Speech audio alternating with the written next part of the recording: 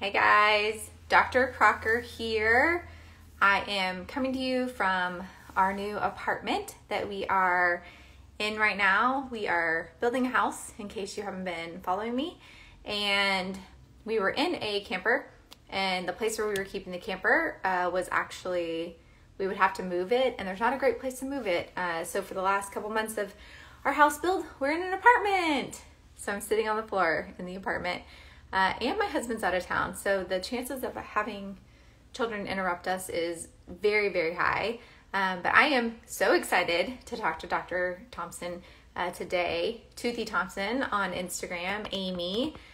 She is fun. Oh, there she is.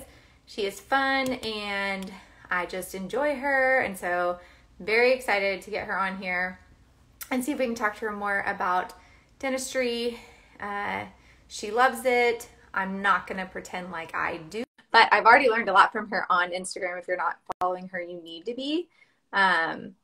Let's see. Oh, you're there. Am I there? Yes. Oh, you're frozen a little bit, but you're there. Okay. Okay, there. Hi. Hi. How are you? I'm good. How are you? I am, I'll be honest, I'm kind of gross. I had a busy day. I was on spring break, and I was run around, get ready to jump back into the world today. So back into the world tomorrow. Yes. Okay.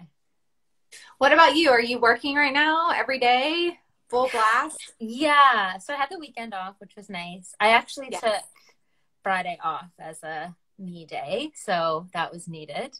Well, that's when you own your own self and what you do and your schedule, you can kind of do that, right? Yeah. So it was a lot. February was a super busy month, and it was starting to catch up with me. So I was like, okay, you need to just have a little break day. And I'm not gonna lie, I spent it all in bed. That is perfect. Let me tell you, enjoy that, because once you have children, it not never. So much. Yeah. No. I'm like, it's Sunday. Like, why are you a little bit? Why? It's rest day. Yes. Yeah. So we have. Oh, I was going to say, Monica said hi. Gary just jumped on. So it is going to be a fun talk. I've been looking forward to this for a while, so I appreciate you saying yes and being willing to chat with me about your veterinary career. I feel honored to be in this lineup. My goodness. Well, I love everyone, has their niches and different things. And I actually know of one other veterinarian who went into practice for a while and then decided she wanted to specialize, actually two. So I think that it's an interesting story, and I had a lot of questions kind of about that. Oh, Rachel, hi. So I was just going to kind of, chat with you, walk you through it. But first, introduce yourself, who you are, where you're located. Tell us a little bit about you. For sure. So I'm Amy, or Toothy Thomson. That name came out of my team when I was in general practice, because I was all the teeth all the time. I would hear someone say something in another room, and I'd be like, sorry, what? Can I help? Yeah, exactly. I'm like, did you want to chat? I mean, anytime, whatever. So I am in Canada. I'm in Ontario. So I went to the Ontario Veterinary College. Had no interest in specializing by the time I got to vet school. I had thought about, cardiology or surgery or maybe neurology for a while. Making me blush. I love her. Yeah, she's so sweet. I'm like, I lost track. Who am I? I don't know anymore. I know. You're like, wait. I gotta fit in. So I'd always wanted to be a vet my whole life, from as long as I can remember. I still see teachers from grade school being like, so are you a vet? Did you do it? I've always wanted to be a vet, wanted to, move back in my hometown, have a small animal practice. And then, tried a whole lot of different things in vet school. I was actually a food animal student. I'd never, Okay, wait, let me stop you. Because a lot of people are from all over in the States and stuff. Is Ontario set up the same? Do you go to kind of high school and then you go into undergrad and vet school? Yes. Or what's the structure in Canada for vet school and applications and all that? Yeah, so high school, and then it used to be you could apply to the Ontario Veterinary College after 2 years of an undergraduate degree, and then Okay. they moved up the timeline because it was like really tight. Like interviews were in July, and then you start in September. So they moved up the timeline. So basically, I think my class was the last class that you could really apply after 2 years. The requirements you needed, basically, you had to have at least 3 years or a general bachelor degree.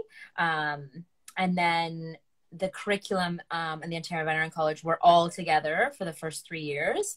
And then it's the fourth or clinical year that we stream. So we had like a small animal, we had equine, a mixed animal, and then a food animal. Okay. That's pretty, I mean, that's pretty close to what we do in the States now. Yeah. I enjoyed undergrad, and I took as long as I could in undergrad before applying. I was Oh like, yeah. I'm just gonna enjoy this college town a little bit before I have to adult. But I feel like I see a lot of Canadian vets that are like really young.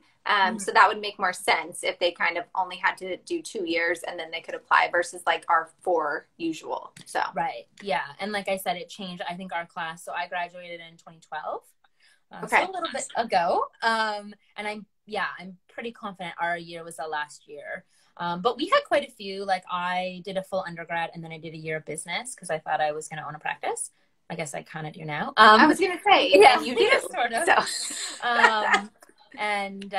So I was like 5 years post-secondary before vet school, and then was not going to specialize. So like didn't matter. I wasn't going to specialize. Wanted to be in general practice. Was super excited when I started in general practice, took a really great position. It was a maternity leave. And so in Canada, that's a year. So still a decent amount of time, but knew it wouldn't be a long-term position, but it just was a better fit. So you were like, wait. Number one, the 1 year maternity. Yep. Everyone in the States needs to like listen to that. I went back after both babies after 8 weeks and it was a lot. I don't even know. I mean, I don't have children, so I don't know, but like I have a lot of friends that have children and I don't know. Like I think I might have stayed in equine if I had had a whole year and then gone back versus going back 8 weeks, you know, but it was a lot. So you did basically relief, but for a year. Right? Like it was a relief position. Okay. Yeah. So I basically took over this woman's full-time position. How did you find that job? Was it like ads? Did you visit during your clinical year? Was it networking? How did you find that job? It sounds like a little bit of both. Job. Yeah, a little bit of both. So the owner of that practice had owned a practice in my hometown for like a really long time, and I knew of him.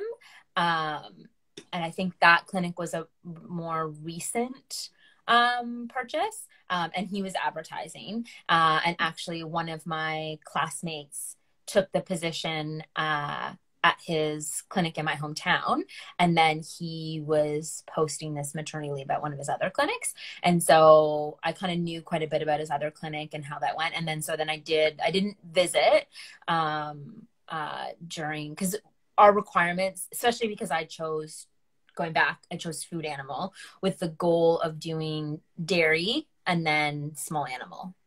Wait. Yeah. Okay. So I had very few electives, so I didn't spend much time in general practices.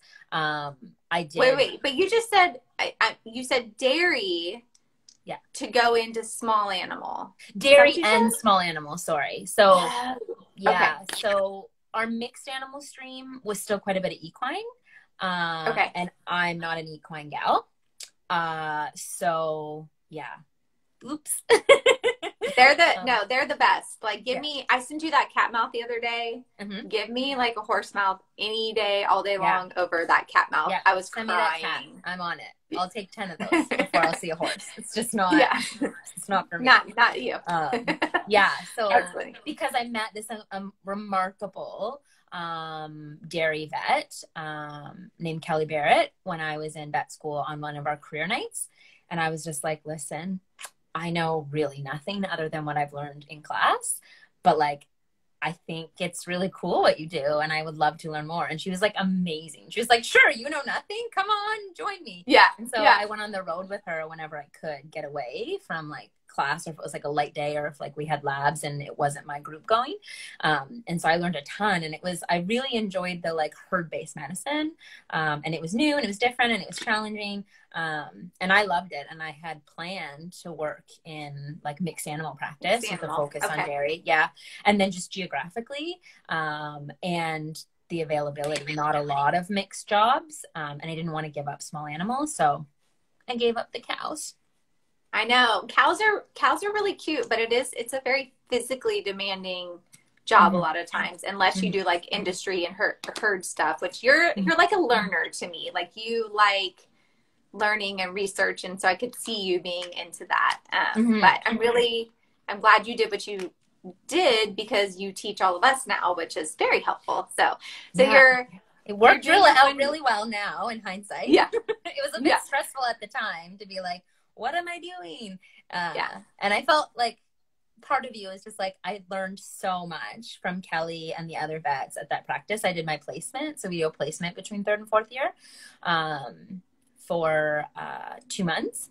And I was like, you guys taught me so much, and I feel bad I don't use it. But I don't know. It makes me an advocate for dairy farmers. So that's something I carry with me.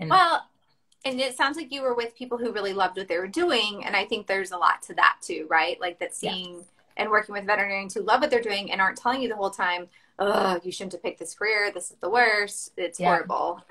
That breaks my heart when I have students all the time reaching out saying, I did an externship, and the whole time I was basically told how horrible my career choice was. And, they're fourth year students and they are about to graduate and they're being told wrong decision. So Dr. Campbell is on here, and he said the same thing, that he had like a really great experience with a clinician and someone who they were just like, this person's amazing. And he like wanted to be them, And so I think there's nothing wrong with being kind of inspired by them, but you had to make a choice. You decided to go small animal, do the relief thing for a year for maternity leave. And then were you getting to the end of the year and you're like, what am I doing next? Or how did that go? Yeah, so I was really fortunate. So yeah, I still want to be Kelly. She's like a bomb ass dairy vet. Like she's amazing. Doing great things for the industry. But I did make that choice. And then I was really fortunate. So the position that I took, it was sort of a smaller town.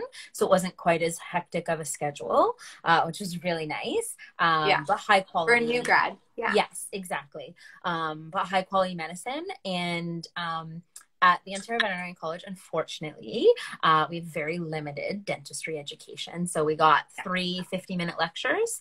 And that was it. So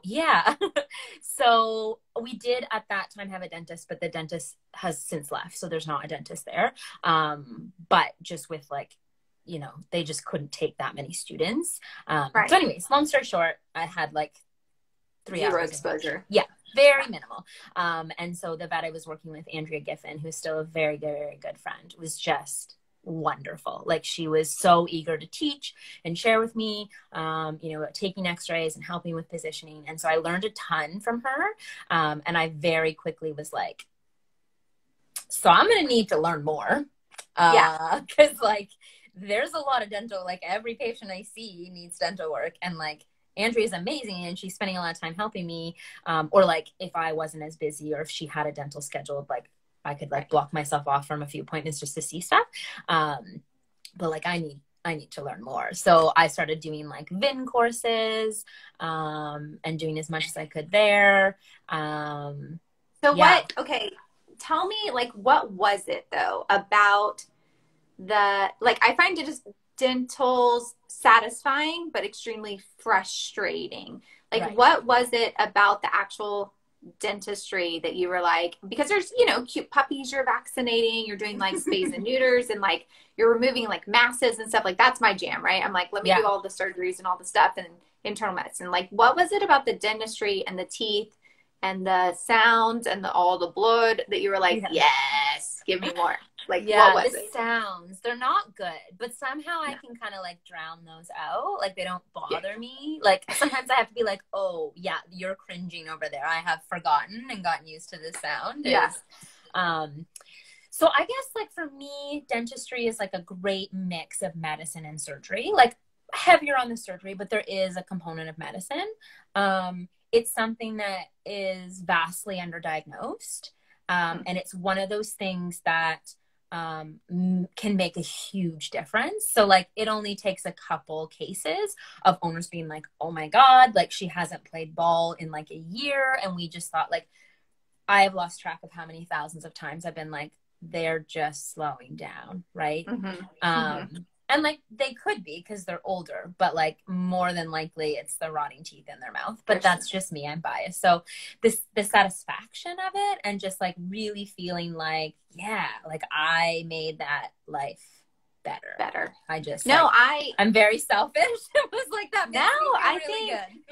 I think that's great. And I think that when you like believe in something that much and you are a vet, you can kind of sell the procedure better because you're like, I know this will help your pet. Like, I know it's going to be like messy and it's going to kind of stink for a couple of days and they might, but like, I know I can help your pet. And I've had the same experience with dentistry. Like I had one little dog that was like mean. Like this thing was little bitey mean. And literally we took out half of its teeth because they were like falling out, rotting out. And they were like, oh my gosh, he's so happy. And he wants to sit on our lap and he wants us to pet his head. And he's like, never like that. And they're like, he was just so painful. He didn't want anyone to touch him, feel around his mouth. And now that like the pain's gone, he's happy. And that was one of my best experiences of being like I will tell owners, you're worried about this and them going through this big procedure, but they're hurting. And this is actually going to make it better. So I can see that. I can appreciate that being the reason. Yeah, like one of my favorite cases is Perot. His name was Perot. He's like this adorable Pomeranian, and it was in my second position.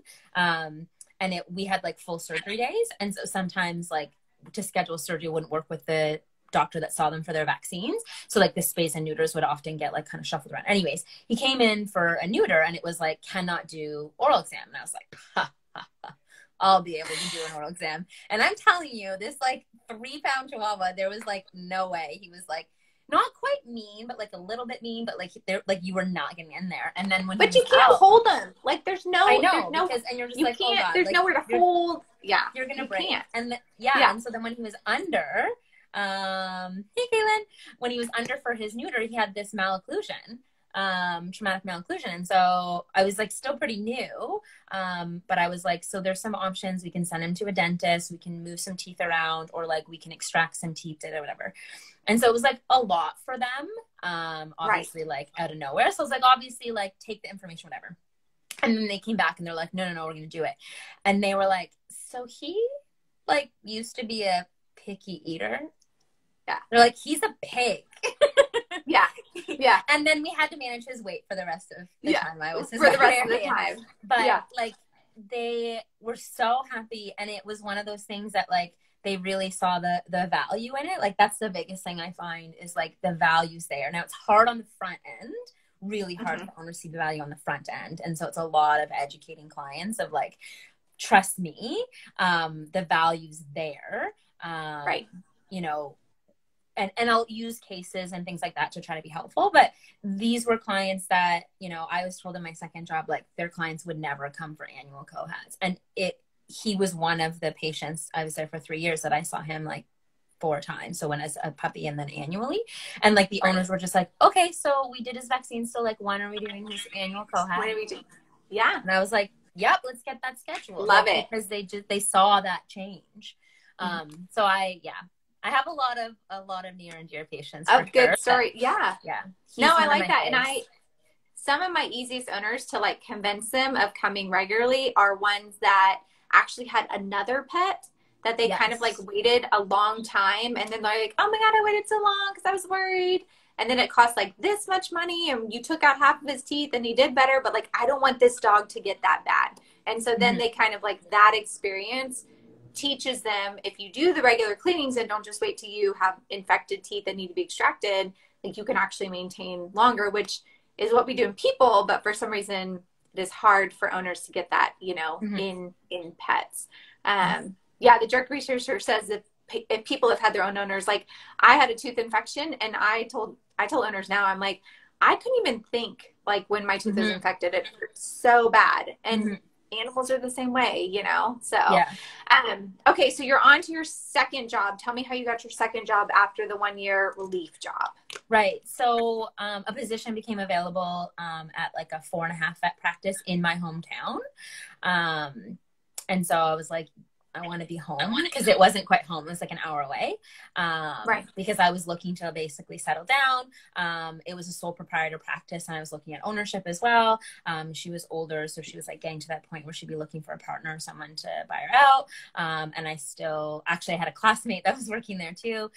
So knew a fair amount about the practice, and the vet I was currently working with used to work at that practice. So I knew quite a bit about the practice and the quality of medicine. So, so I went for a working interview, and during my working interview, they were like, so this is going to be our dentistry vet. So I was 8 months out of school.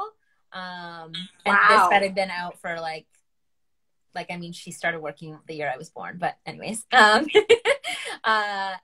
then I was like the dental expert after 8 months, after going to like a single conference and stuff like that. Cause I loved it, and I just like wanted to know more about it. So that's how I ended up there. But you didn't start out doing like, you know, root canals and doing like crazy things. You started out like most of us, where it's like, let me clean the teeth, and then let me like take the stuff that's loose with the pockets, and like, let me get out of there, you know, like, let me just, and then, and then when did you any advanced stuff till my residency? So I finished my residency in 2019. I'm not a dentist oral surgeon yet. Thank you, COVID. We have a practical component to our boards, and it got canceled last year. So, I didn't do any of that advanced stuff until my residency. But I started with sort of cleaning and extractions, and then I worked up a little bit to like root planing or like perio stuff. So, I mean, there's so much you can do without doing a residency. I mean, like I was doing dentistry. So at that second position, I was there for about 3 years, a little bit over 3 years, 3.5. And by the time I left, I was doing at least 2, if not 3 days a week, just dentistry. So when did you decide that you wanted to only do dentistry and you didn't want to become an owner in the small animal practice? Or did that decision get made for you? Did something happen? Did you leave for that reason, or what happened? Yeah, so that decision got made for me. The owner sold to a corporation. And we had talked about it, nothing too seriously, but like had some conversations. And I was like, okay, well, there goes that, but that's okay. You know, I've got my stuff. I'm doing my thing. That's okay. Like, there's opportunities, and, and then I did actually have a few discussions with some other practices that were looking for partnership and stuff like that. So I did kind of explore that for a little bit, all the while, shadowing another resident who's now a diplomate, and ended up being one of my mentors in my residency, which came full circle. And he was amazing. I met him the first time I went to the Veterinary Dental Forum. It's amazing. It's our annual conference, and it moves all around the continental US. And so I met him, and he was just a few hours from my hometown. So I shadowed him like once a month, and then I eventually talked him into doing some locum work and advanced cases. So I was like kind of building and doing that. And then just the ownership opportunities just didn't line up. You know, they weren't what I wanted. I was like, well, these are sort of my non-negotiables, and their non-negotiables didn't line up. So I was like, okay. And then, I just kind of got deeper and deeper into like loving dentistry, and like my mentor, or they call him my inspiration. It's a long story, but anyways, he was like, you know, like, you gonna do a residency? And I was like, well, like, I'll wait till you're boarded, and then I'll like come join you. And cause there's like not a lot of dentists at all, especially in Canada, but even just in general, there's not a lot. So I was like, I'll just wait till you're boarded. It's fine. Like, you know, I don't want to move away from my family. Like, I'm a big homebody. And then, a couple months before match, my mentor sat me down at the conference and was like, you need to Yes, it was Graham. Yes, it was Graham. Graham Thatcher. He is, oh my God, I'm totally blanking on his Instagram handle. He's amazing. He's a pet vet. Fantastic. And he was just like, so like, to be completely frank, we become really good friends. He mentored me quite a lot. I learned a lot from him, and he knew how passionate I was about dentistry. And I was like, this sounds bad because it's not like, I feel like it's me sounding like I'm a martyr or something like that. But I was like, I love, yes, Graham pet dentist. Okay. Thank you. Totally blanking. I'm nervous. He's fantastic. He has a great page. And so I was just like, I don't want to leave general practice because I feel like I really enjoy educating clients, and I feel like I'll be like kind of removed from that. Right. And I really love the education part of what I do. And I like having those connections. Like, I am a people person. I know people are like, I go into vetmed because I don't like people, but I love people. Yeah. And he was like, you're going to educate way more people as a specialist. And I was like, you're like, yeah, I was like, what? You'll help more pets. What? Yeah. Like, it was just like, I couldn't see that. And then like, as a good friend, I would say he's like one of the best people ever, but I'm maybe biased. He just was like, listen, because we'd had that conversation for like at least a year and a half of like, you'll be able to do more as a specialist. Like, was it hard though too to think about like going back into like school and not getting paid anything really? Like, was that a component of it at all too? Yeah. So that was like I'm grateful that Graham is a friend, not just a mentor, because he at the meeting was like, so I'm gonna give it to you straight.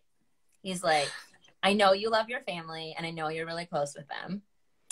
At this point, I'm living next door to my parents, just, you know, just happenstance, just a little. He was just like, so you don't have a mortgage, you don't have a partner, and you don't have kids. Like, this is the time to go. Yeah. He's like, because I don't know when I'll be boarded and I don't know where my career is going to take me. And like, really, you have to move if you're going to do a residency. And he was like, and I recommend you do an academic one. And like, obviously that's a whole other different conversation. He had done a private practice that ended up being an alternative pathway, which is very different from most colleges, and not really an option anymore. But the dentistry college had an alternative pathway one. And he was like, it's great. I learned a lot. He's like, but my residency took twice as long. And he was like, if I could do it over again, I would do an academic residency. So he's like, so we're going to go meet some people this weekend, and then you're going to apply, and I'm going to write you a reference letter. And I was like, okay. What? I mean, what a good mentor, though. I mean, that is like, that epitomizes what you want, right? With networking and with meeting people, and then really knowing who you are, what your goals are, and then basically like pushing you when you need it, but also like encouraging you and picking you up when you are having a hard time. So I had a lot of people ask me if it's better to be in general practice and then apply to specialize, or if you can go straight into it from school. And I wasn't really sure about that. Yeah. So that was my big thing, is like, I had a huge chip on my shoulder. I was like, I wasn't planning on doing residency. I didn't do an internship. Like, I don't think that I'm good enough, basically. And so I don't know. I'd like to think I'd end up here eventually, but I don't know if I would be here if it wasn't for Graham giving me that push, truly. I would say everyone's path is different. It depends on what type of residency you want to do and where you want to do it. So there's certain places that it's not that you wouldn't get in, but like, they've never had someone that wasn't vet school internship. Right.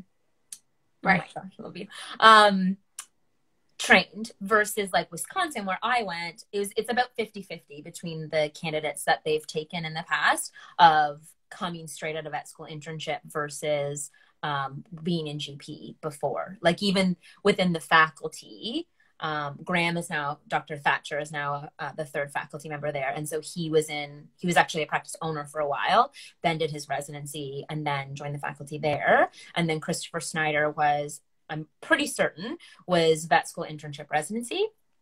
And then Jason Sokup was general practice, did an internship, then residency.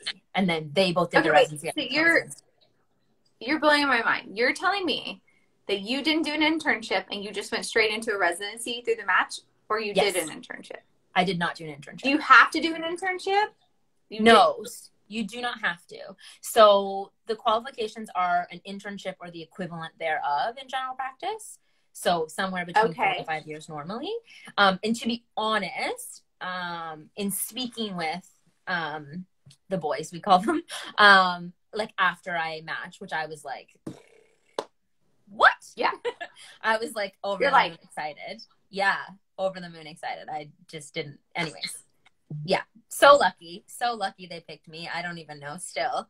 But basically it was my commitment to the field. So like every year I went to the forum and I took a couple labs and I spent like 1 day a month with Dr. Thatcher. And so when they looked at it, they were like, this is someone who's like committed. They're not going to shy away from the workload that comes with the residency. And so that was kind of because I was like really honest with them. I was like, I have no research background. I'm not a great writer. I know that of myself. And so I'm concerned about that. Like, I know it's obviously the clinical work, the research, and then the teaching. Like, those are the 3 pillars of the residency program. And Chris and Jason were amazing. They're like, no, we get that. Like, I mean, we're researchers, so like we can help you with that. So it really worked out. I feel like it was a really good fit. But yeah, that was the biggest feedback they gave me was, it's a 3-year residency. Is that what you, okay. And you did do an academic one. So you're like in general practice and then you're like, oh, I'm not going to buy a practice. So let me just like enter the match and see if let me just do that. Okay. So you moved to Wisconsin, far away from your family, and they have lovely cheese. They have some good beer. It's okay. Tell us about the dental residency. What was it like? What did you get paid? Was it awesome? I mean, it's funny because people, I think a lot of people are talking like, where are you going to go as soon as you can travel? And I was like, I'm going to Madison, Wisconsin. I miss that place. There's a lot of really great people there, like super great people. And the city itself is wonderful. Like, that's a complete aside. But that was super helpful. Like, I started doing triathlons when I moved there and always wanted to and never had. So that was like super cool. Something, with your spare time to do. I was going to say a residency in triathlons. That sounds like hell to me, but hey. It got me through the end of my residency studying boards. So, but so I was really, really nervous.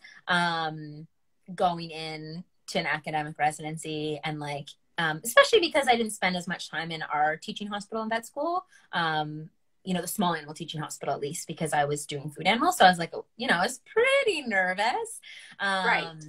So, but it was great. I mean, the program there is fantastic. It's very well set up. And that was part of the reason why I felt like academic was the way to go, at least that academic residency, is that it was a great program, well set out as far as like having structure for study time. I got to meet my 2 resident mates because they were doing a wet lab at the forum, which is why I think it's so important if you're interested in dentistry. Like, definitely going to the forum is helpful. So it's the dental forum, like the veterinary dental forum. Veterinary dental forum. Yeah, the veterinary dental forum. If you just type that, you'll find it. And it moves around the continental, obviously, when we can have it and it's not COVID. It moves around the continental US, and it's discounted for students and for new grads. So, so that's a good question. Deal. Yes. Caitlin wants to know if you did large and small animal dentistry. No, so they split it a year or so before I started. So there's small animal and then there's equine. Okay. Okay. I feel like I have muscles from equine dentistry. That's like how I got it. So it used to be, like a combined, and then they just, so the written part of our boards is technically mixed. But so I had to study equine stuff. So I know a few things, or used to. But as far as my clinical work was all small animal, and then the practical exam, is just small animal. And then like the equine people do that separately. So yeah.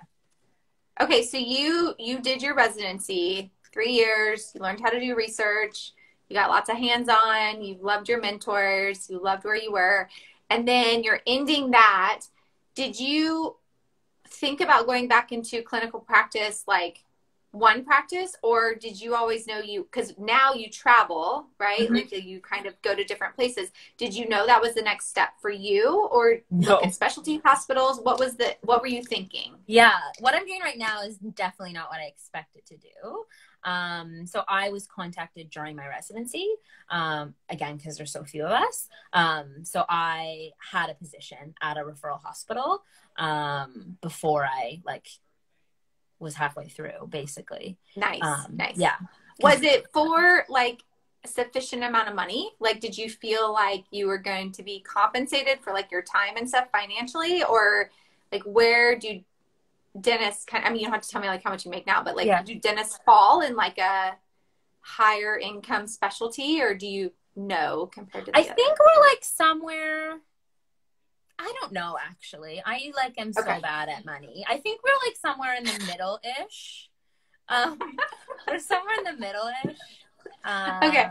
Yeah, I'd say middle-ish. Yeah, I felt like, and there were like parts of it too, like the direct remuneration wasn't exactly the same as what I was offered by other positions, or what was being advertised for like other, mostly corporations that were looking to add dentists, because there's not a lot of us. And so that's a service that's still kind of growing, I think, and being added to referral services. But with the exchange rate, I wasn't going to be paid like salary wise the same amount, but like the benefit is that I would be back home in Canada. And I get to do some zoo work. So there's like, obviously there's like other things. Yeah. Right. Yeah. Okay, wait. So you got done with your residency and you did go back into private practice, like for somebody? Okay. Yes. Mm-hmm. Yeah. And so how I worked for long? someone else for about like 8 months or so. And it just wasn't a good fit. Yeah. It just didn't Did work you out. work on zoo animals? That's the most important question. Yeah. I got to do a little bit. And we did a bit in my residency. Not like a ton. But yeah, definitely got to do some. It's pretty cool. Yeah, there's kind of been a shift away from human dentist to veterinary dentist.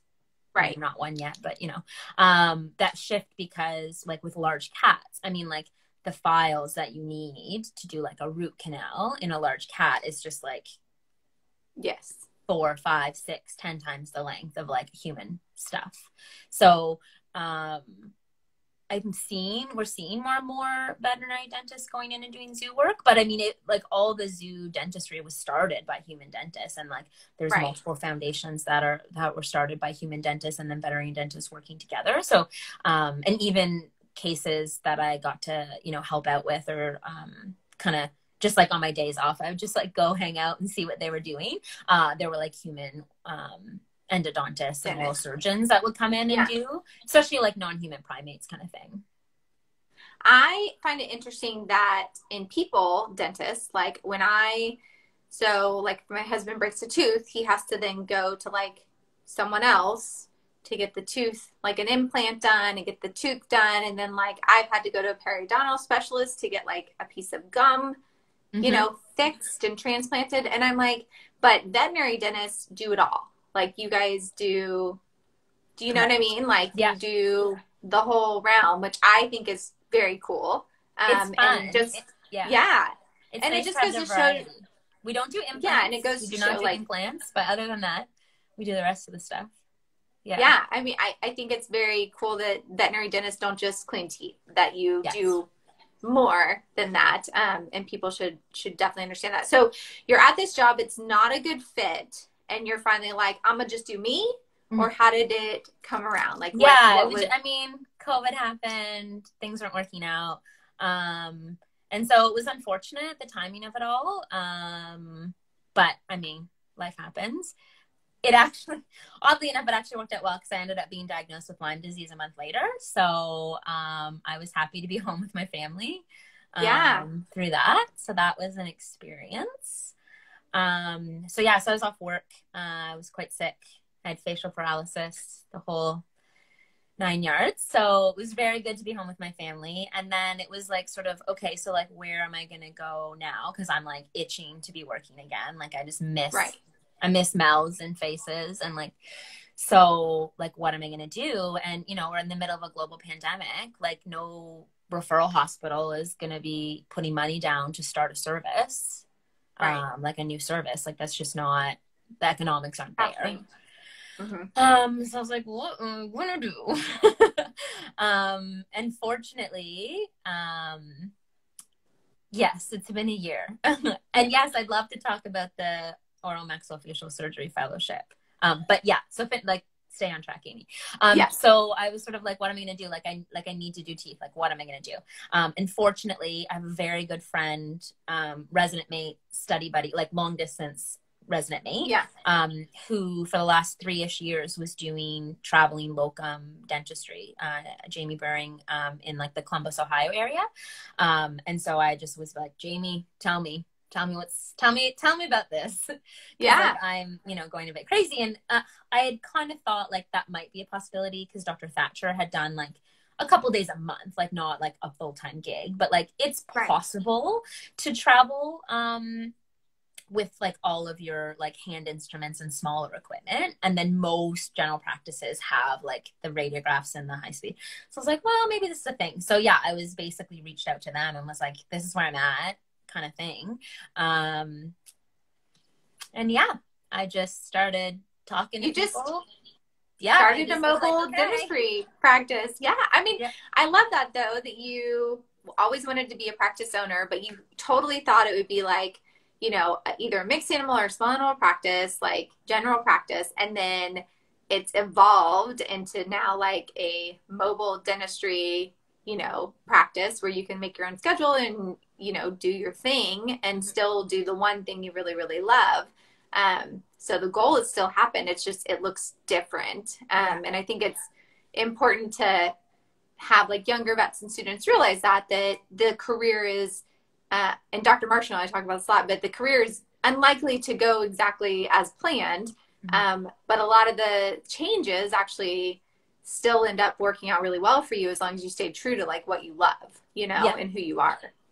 Yeah. And so, yeah, that like just knowing that's what I want to do. And then just like being fortunate with the, you know, having a remark, like I can't even with my family, make me cry, having such a supportive family, to help me get through I mean, we've all had a rough year, like, let's be honest, but it was one of my toughest, and just to, you know, keep encouraging me, and then to have cultivated, I mean, like yourself, Dr. Marshall, Katie's on here, like so many great people, you know, my classmates, friends, like just so supportive of me being like, okay, like I'm going to just do this thing because it's what I love. And, you know, I know it sounds cheesy, but it like on the hardest days this year, it was like, okay, just like, give me a mouth, like, just give me a mouth to work in and I'll be happy.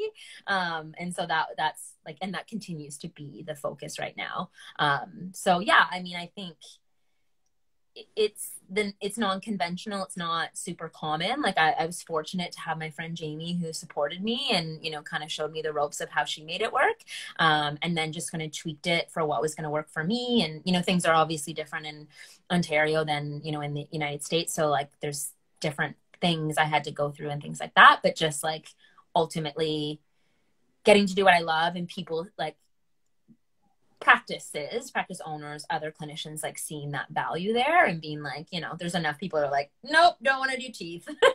So yeah, great. I'll do them for you. I mean, you would have no lack of business pretty much anywhere that I could think of. And I do think it's not the specialist traveling. Like we have, you know, people who do like traveling radiologists and ultrasonographers now and internal medicine specialists who'll travel and they'll come and do ultrasound and even take like biopsy samples for you. And then we have a traveling cardiologist and they just regularly come to our practice and do echoes. And so I think that it's actually kind of a cool niche. Obviously there's traveling surgeons that, you know, are mobile. So it's not as uncommon as it used to be, because as pet owners expect a higher level of care, yes, exactly, it allows you to give them that, even if you yourself don't feel capable of dealing with, you know, some certain things. So I love it, and I love you, and I love everything you are about, and that you are joyful about, like, to me, being joyful is like, even though things are hard, like there's still something inside of me that like is fed with what I'm doing and who I'm around, right? And I live right around the corner from my sister. I'm building a house in front of my mom. Like, I get it, the family thing.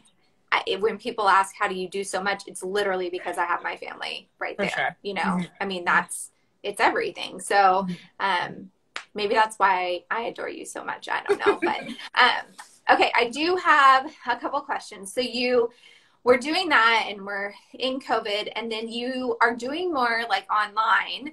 And you even have done like some really cool just Instagram lives that to me have been super helpful. Okay. And I've been out since '09. No, it's great info. So where did you start saying like, okay, well, maybe I want to, because I know you're big on educating. Did you just kind of say this is a great way to do it with COVID going on, or what happened there? Yeah, I mean, so I love, like, I always have like enjoyed learning and educating. And then such a huge part of our residency was teaching. And then one of our faculty started doing a PhD in biomechanics. Yeah. Crazy man. Sure. Brilliant. Why not? And so he was, that sounds horrible. Yeah, I know. He's like, the brain that this man has, I mean, it's cool. Like, it's super cool because he's looking at the biomechanics of teeth. So like, we know, like, anyways, like putting crowns on, and it's really cool stuff. Right. It bends my brain. So I'm glad he's doing it. But anyways, so he was concerned about like his teaching responsibilities to the vet students. And so he was just sort of like, hey, and I was like, yes, I would love to. And so I got a taste for lecturing and being part of the curriculum with the third year students, which I'm so grateful to get to do. And so, yeah, I just really loved it. And then, yeah, Dr. Marshall, thank you. Because I did cat class, and it was so much fun. And it was just, it's fun to like connect, because like, as much as I was in general practice, I am still pretty removed, and like, I am a total tooth nerd. So like, within a year of graduating, I was like, teeth all the time. And so it's nice to like engage, especially on this social media platform, to see like what is missing, or what are people looking for, or what is helpful. Because, you know, you can get tunnel vision and get really focused and be like, oh, well, like, yeah, you do this. Or, you know, I'm guilty sometimes of being like, so obviously it's this. And it's like, well, that's not obvious. Like, to you, it's obvious. It's not obvious. But it's not, right? So yeah, so I was just so grateful. I had such a fun experience doing cat class in June. And I was like, oh, okay, like, this is kind of fun. And, you know, I'm not very technologically savvy, but like, just, you know, learning, and again, kind of networking, because, you know, we can't go to conferences anymore. And so, yeah, I'm still figuring it out, but really enjoying getting to meet people, you know, through, you know, this, you know, Instagram vet community, and what's out there, what people want. Like, I mean, I could talk about teeth all day, every day. It's just like, do people want to hear me talk about teeth? I don't know. So just trying to find what people are looking for. Cause like, I want to share that information. You know, I'm not out here, you know, like I said, I'm not a boarded dentist, oral surgeon. That is the plan. That's, you know, on the schedule when I can, but I just want to share that information, because I know that it can be hard to access, you know, coming from a veterinary college that doesn't have a dentist, has very minimal time. And I get it. Like, there's a lot coming at us, and like, you have to allot time certain places. I'm obviously biased and think like there should be way more dentistry in med school, but I know that I'm biased. And I don't envy anyone in general practice. Like, I was there, and it is hard because, like you said, pet owners expect, like, the standard of care they expect just goes up and up and up. And I don't envy having to be a jack of all trades. I'm just like a jack of one trade. So if I can, you know, help give some bite-sized information in a 14-hour day that is going to be helpful to you, then that, like, I love that. because it's a lot. And yeah, it's a lot. And to sit down, like, even, you know, thankful for everyone that's here watching, because an hour's a long time. It's a lot of your day when you're giving so much to your patients already. In a good year, let alone in COVID where everything takes twice as long. Like, it's just, everyone's drained. So if, like, you know, a 5-minute video can give some information that's going to be helpful, then, like, I'll keep doing them. Yeah. No, you need to. I will say that you are very good on video, which a lot of people have a hard time on video. But you're really a natural, and I think you doing videos and people seeing your face is a big win for you, because you explain things extremely well. And I am one of those people. I did equine track and I did 0 small animal dentistry in school, and everything I've learned has been on the job, and then CEs, and I haven't done any wet labs. It's just been going to conferences and listening. But you know, through what you and what Kirsten, you know, have been doing too, like, I've learned a lot. And so I think it's good to always know there's more that you can learn and that you can do. And I am hoping to do some hands-on wet labs at some point too, because I do think that would be really helpful. And I think our veterinary community, I can't wait till we can all meet in real life, because I definitely feel like connected, which seems so silly because we haven't met in real life. But I think you can really, you know, you can still care about people and you want to know about their journey. And I love seeing people succeed, even though there's been struggles. Like, I think that's a huge, you know, message. So I appreciate you coming on. We only have a couple more minutes. And I was going to ask you, okay, so have you ever, what is like the biggest dentistry craziness that's happened to you? Like, I've had the root break off and like go into the canal here and had to tell the owner, like, hey, this happened and I can send you to the dental specialist. We can monitor it. I don't know. And that dog, it's been like 6 years and that little pug's just like, and he's like, she's like, perfectly fine. Yeah. But what has been something crazy that's happened to you? Is there a story you can tell me in like 2-3 minutes and let me know? I'm trying to think. Probably nothing. You probably are like, no. Like, I shared a post a while ago. Like, I have shoved roots in the nose and in the mandibular canal. I fortunately was able to get them out. But it still happens. I'll never forget the first time I broke a jaw. It was during my residency. And it was like, it didn't break. It was like this really old cat and taking a canine. It just like crumbled. That's what happened to me. Yes, we were talking about this. Yes. I feel you. It sucks. And like, it's just like, I'm a puke. Like, I'm like, I'm literally going to puke. And I obviously was very fortunate that it happened during my residency. So like, my mentor was right there. It was like, so it happened. I mean, it's one of those things. Fortunately, I'm a big like client communication of like, this isn't a great situation. So there's a chance that the jaw can break, but we can't leave the tooth.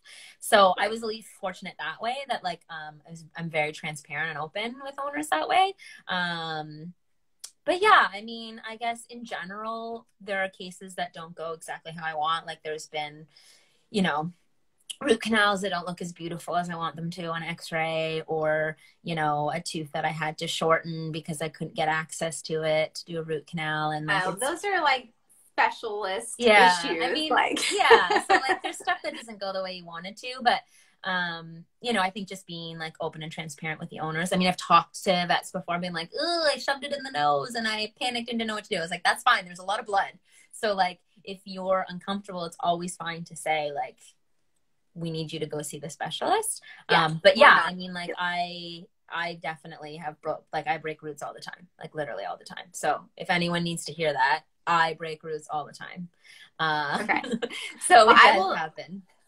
I will tell you that horizontal elevation has like changed my dentistry life. Yes. And at first I was like, I mean, come on. And now I'm just like, in my text, like, oh my gosh, like, you're not like falling off the side anymore. You're not like, you know, punching us with an elevator or punching yourself. So if anyone doesn't know what I'm talking about with horizontal elevation, you need to go watch the Instagram live that Dr. Thompson did, and is it Dr. Ron? I can't ever say it. Ronigren. I can't say Kirsten's last name. Vet Redefined.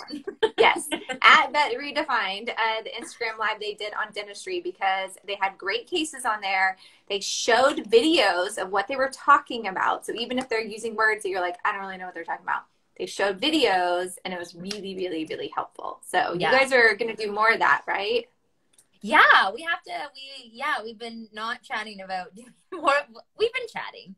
It's a plan. It's a thought. Lots happening right now for both of us. But yeah, we had a lot of fun, and I think others enjoyed it. So like I said, like I'm happy to always chat about stuff like those little gems. Like I took that from my mentor Chris. It was just like I was the same way. I was like, really, like horizontal elevation, and it's just like.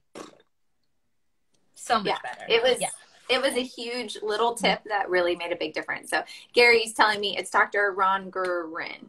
Rongren. Rongren. I don't know. We love you. Don't be mad at us. Yes. I do when love we you. all, she won't be mad. When we all meet in real life, I'll get her a drink and she'll be fine. We'll have a good time. So. Okay, well, I'm going to let you go because it has been an hour, and wow. I've learned a lot. I feel like we answered a lot of the questions that people had for you, and I just am thankful for you spending your time with me, because it is a Sunday night. I mean, probably people would rather be resting. Resting up for Monday, yeah. So, I mean, I really appreciate you having me. It's been a lot of fun, and I'm always happy to answer questions that we didn't get to answer, but yeah, just thanks for having me.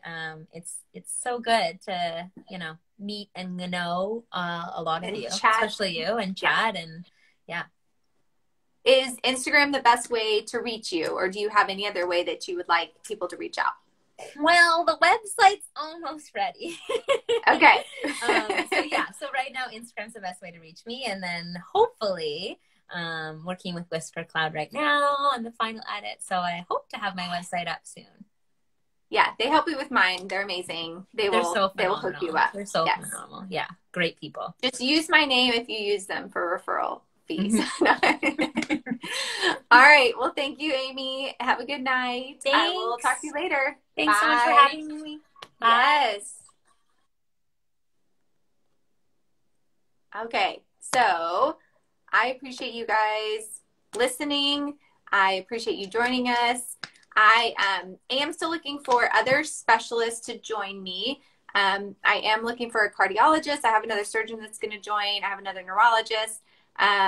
Sorry, you can just stay on, Amy. It's fine. No, I'm interested. Like, tell me.